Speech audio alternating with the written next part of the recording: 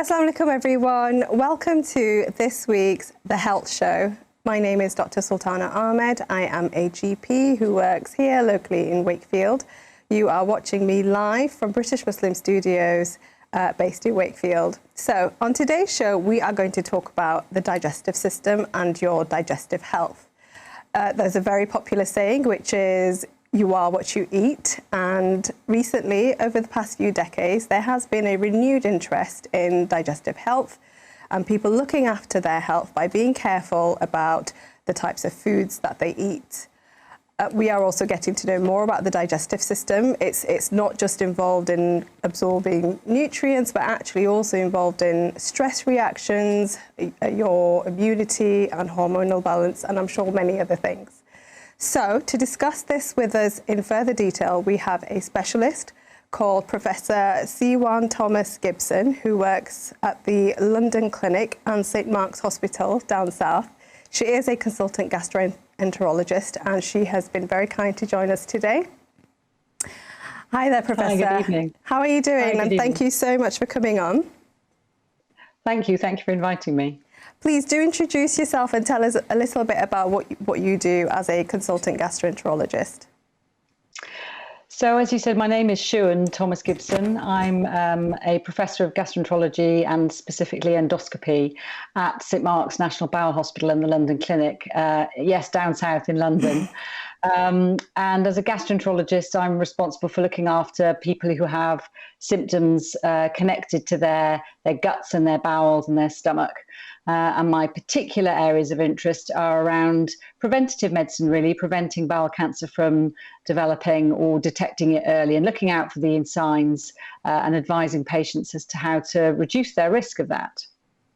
Excellent. So we have some great questions lined up for you today, and a few have been sent by people watching from home. So just to get things started, how important is it for somebody to look after their digestive health, and why would you say it's important to do that? Well, you stole my line, Sultana, which is that we are what we eat.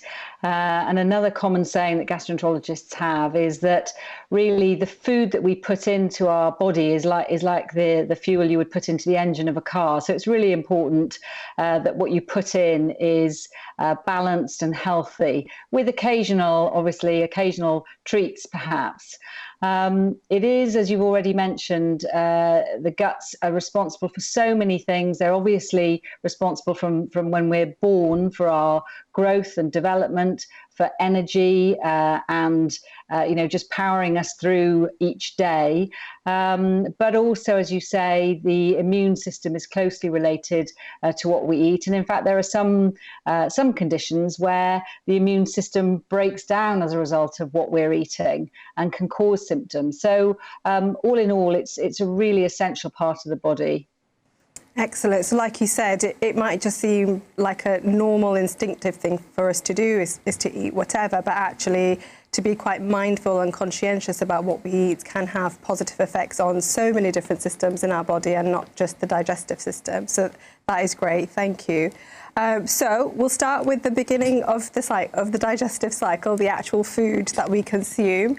Many people might be familiar or recall being told at some point in their life that the Mediterranean diet is really good for you. How true is that? And are there any specific food types or food groups that you really recommend as a gastroenterologist? Yes, you're right. I think there are, the reason the Mediterranean diet is sort of famously good for you is that it's high in vegetables, it's low in saturated fats, so the bad fats tend to be a lot of fish, which is really, really good for you, possibly some white meat, but very little red meat. So the more vegetables that we eat and the more fish that we eat and some white meat, the better for our health. Saturated fat, fried foods, or those that are are very, very heavy in fats and not so good. We need fat. Fat is important in our diet. It carries vitamins with it, and it is important, but you want healthy fats. And the Mediterranean diet fits in that picture, as does a vegetarian diet. I'm not vegetarian, but I try and eat certainly plenty of vegetables. And for that reason, the Mediterranean diet is famous for being very healthy and leads to long life.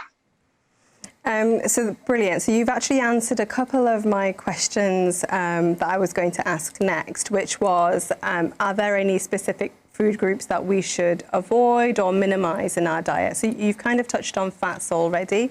Anything else that you would advise people? I think one thing that I just mentioned is about red meat. And again, you know, I, like many people, do like red meat, do like a good steak, but you're better off having a good piece of red meat perhaps once a week or once a fortnight, and certainly shouldn't have it, you know, in your diet every day of the week. The other thing that we know is that very processed foods, that's pre-prepared foods, or even foods like hams and cured meats, are not so good for the guts. And so, again, I'm not a believer in saying don't have any of those foods, unless, of course, that's your personal choice.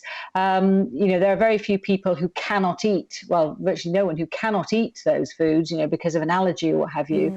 But minimizing it is, you know, is a good thing to do. So red meat, I would minimize. Yes, saturated fats, I would minimize. And of course, sugar, refined sugar. So that's anything that is sweetened, you know, all the tasty things that we like that have a lot of sugar in them, we should minimize that. Again, not never have it, but reduce it. So those are some of them. Yeah, and I think that's the key, isn't it? Any health professional that I've ever spoken to has never said don't eat any of those things at all. But like you said, it's all about to have those things in moderation. Another common questions people often ask is about supplements. Are they best coming from food, or is it okay, beneficial advice to add in supplements over the counter? So again, if you are a healthy individual, you don't have a bowel condition that means you can't absorb particular nutrients, then if you have got a balanced diet, you know, particularly in the Western world, you will get all of the vitamins and nutrients that you need. There are, in some parts of the world and in the UK, where we have relatively low sunlight levels and some dietary people with dietary preferences who will be low in vitamin D, for example, which is very, very important for a number of things, famously our bones and bone health and structure, but also we think now in the immune system. And so vitamin D is something that you should perhaps think about supplementing, particularly if you don't get a great deal of sunlight or if you don't eat an awful lot of dairy produce. But other than that, if you eat a well-balanced, healthy diet, you will have all of the vitamins and minerals that you need. Taking a daily vitamin supplement, you know, that you can buy in a health food shop is not going to do you any harm, but is almost always not really needed if you have a balanced diet and you're otherwise fit and healthy. Vitamin D is perhaps the one exception. And I suppose the other thing I should say is that women who are trying to get pregnant, I'm sure you all know this, we advise them to take folic acid as a supplement, but those are some exceptions. Yeah, excellent. So this year I have definitely seen an increase in the number of patients taking vitamin D over the counter, directly related to you know, the COVID pandemic. Following on just from the nutritional question, I put out a question box and I asked anyone, you know, if you've got any questions for a gastroenterologist, please do ask. So one of the questions, interestingly, came back about the good bacteria in your gut and whether the probiotic yogurts or fermented foods, you know, whether they do actually increase that, and is that something you would recommend? So again, this is really topical, and you know, one of our colleagues, Michael Molesley, has just done a really good series and includes something about the fermented products, you know, that are supposed to be healthy for us. So probiotics, the idea is that we have millions, billions, in fact, of healthy bacteria within our guts. They're a really important part of our digestive system and interact with the foods that we eat to keep us healthy. And the idea about these probiotic health foods is that they increase or balance out those bacteria levels.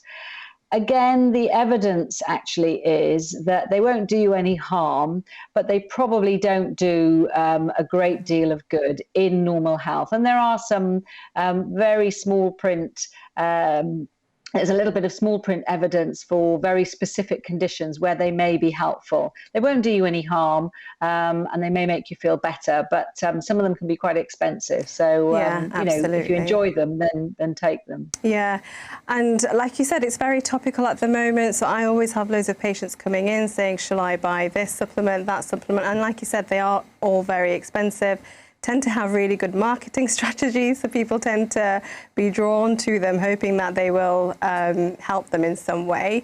But as you said, it might be actually worthwhile having a specific discussion with your own GP if you do have a particular digestive condition about whether these things are helpful for you or not. Okay, brilliant. So we are the Health Show, and we do like to talk about your health and when things go wrong. So one of the questions that we got given about was actually Crohn's disease. Now, this is a condition where if you don't know anyone with it, you probably have not heard of it. Are you able to give us an overview of what Crohn's disease is? Yes, Crohn's disease is an inflammatory bowel condition. So a bit like arthritis is a long-standing inflammatory condition of the joints. Many people will have heard of arthritis. Inflammatory bowel disease and Crohn's disease is one of the two main inflammatory bowel diseases, is inflammation of the bowel, and it can affect the guts really anywhere from the mouth all the way through to the bottom. And it can be a very mild condition, or it can actually be, very, very troubling and result in the need for very strong medication and even surgery. And it often presents in young adults. It can present in children. It can present in older adults. But the peak age is really, in late teenage and young adulthood. And it often presents with tummy pain and a change in the bowels, usually diarrhea or loose stool, maybe weight loss. And it's important to get this diagnosed, because although it is a lifelong condition, if it is treated early with the right medications by a specialist, so it is almost always looked after by between us, so between a GP and a health specialist in the hospital. Thank you so much for that, Professor Gibson. So we are going to go to a quick break, and we will be right back to talk about digestive systems, symptoms, as well as Crohn's disease. See you soon.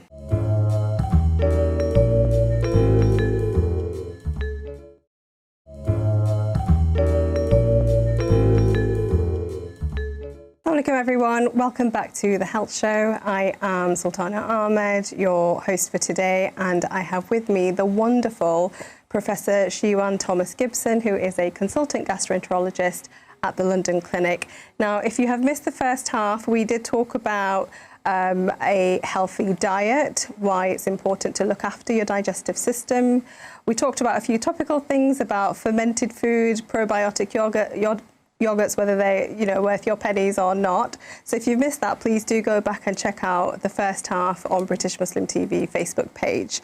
Okay, Professor Thomas-Gibson. So we touched on kind of symptoms of Crohn's disease, and I guess one of the other questions I wanted to ask you was, the digestive system, I appreciate, is from the mouth to the anus, like you said, and so the symptoms can be so varied depending on what the condition is, how old the patient is, etc. Is there like an overview of generic symptoms that maybe people can be aware of or look out for to give them a clue that there might be an issue with their digestive system?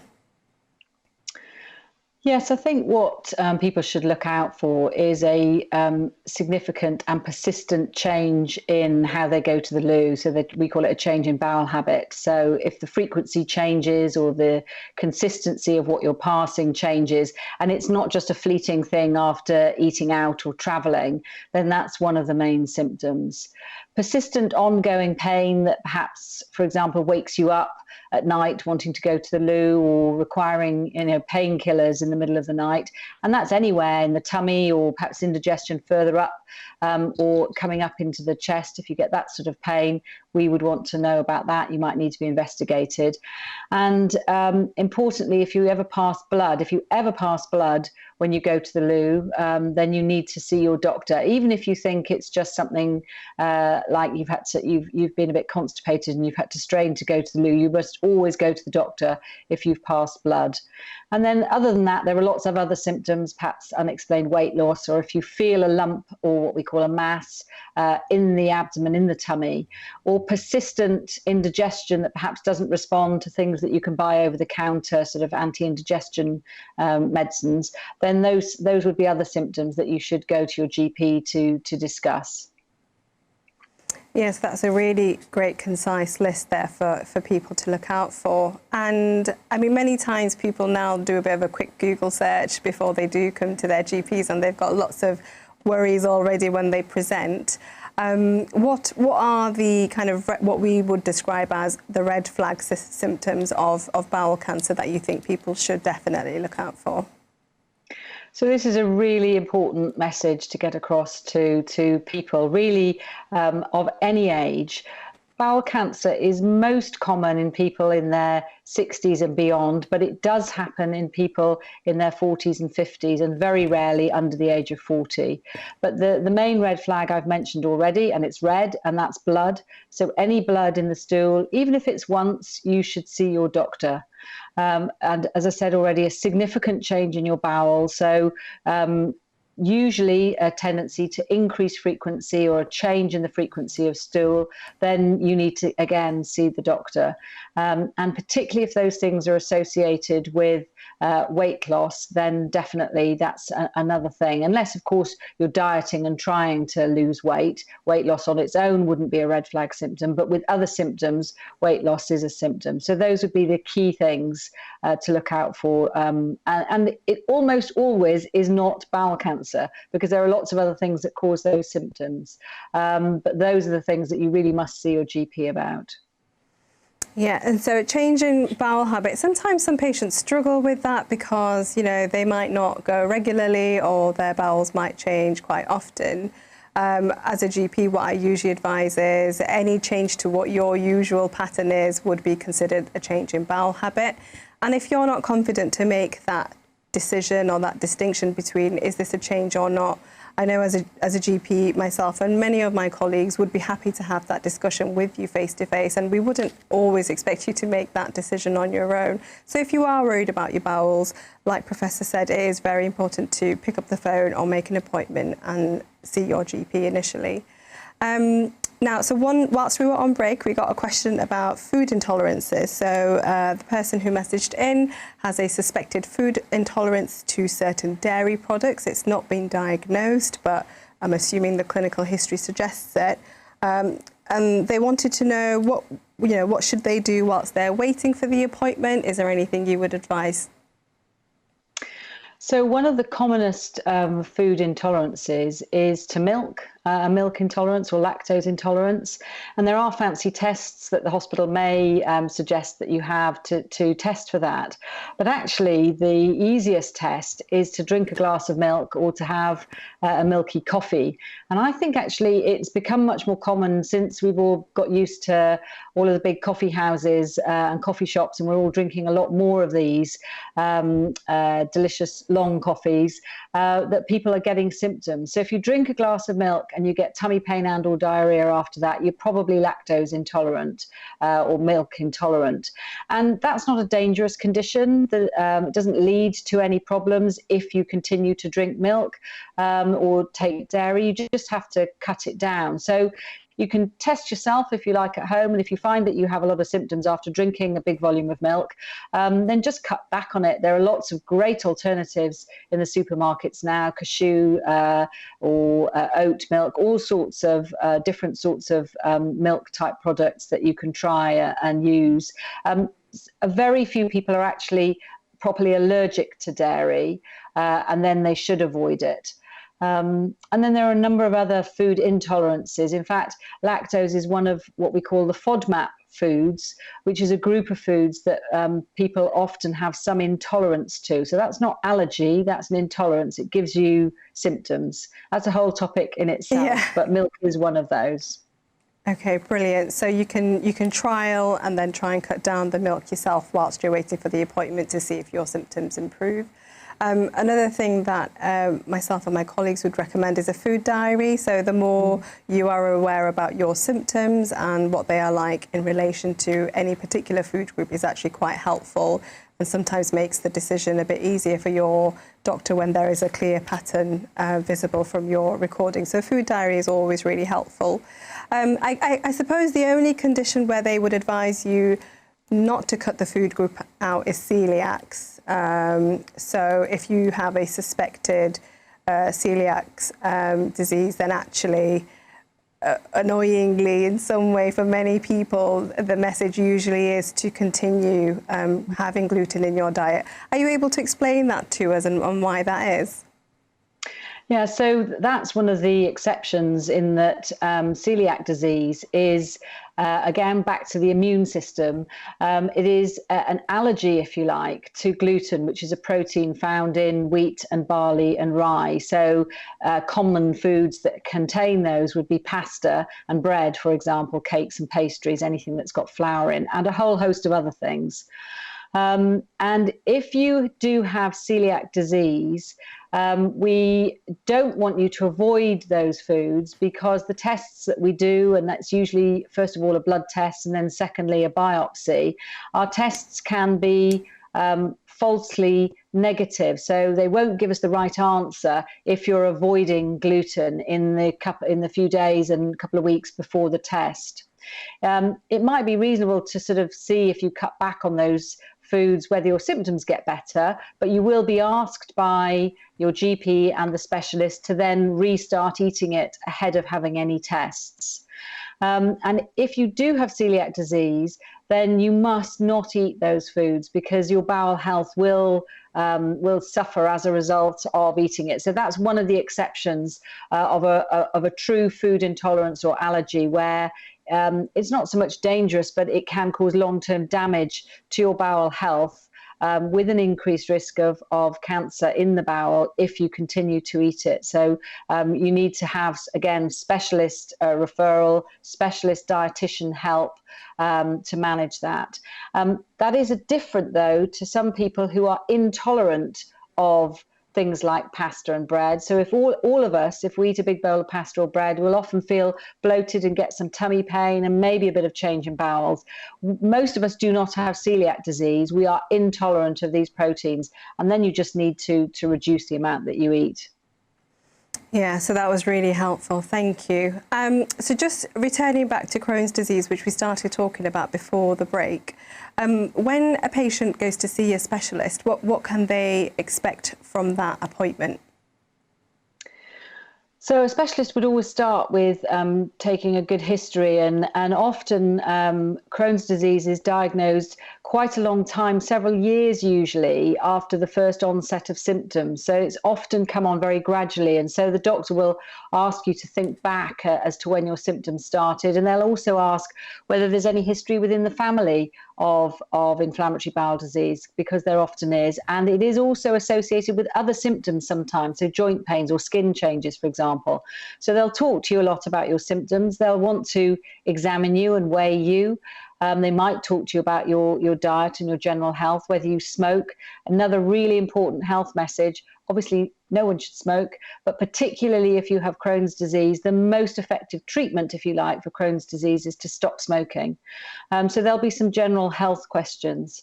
Your doctor will want to examine you, will want to examine you generally, your tummy, and maybe they might want to examine you, do an examination of the bottom with chaperones and nurses available. And then they'll want to do some blood tests, again, to exclude some conditions, to look to see if you're anemic and what your vitamin levels are and so on. And then almost always you'll be asked to have a combination of some what we call endoscopy tests, so camera tests, to look at the bowel, and usually some form of scan. And there's a whole range of tests that you may need. Not every patient needs all of them, but the doctor, the specialist, will tailor your investigations to the symptoms that you have to try and come to the diagnosis as quickly as possible. Brilliant. Thank you so much for that, Professor Thomas-Gibson.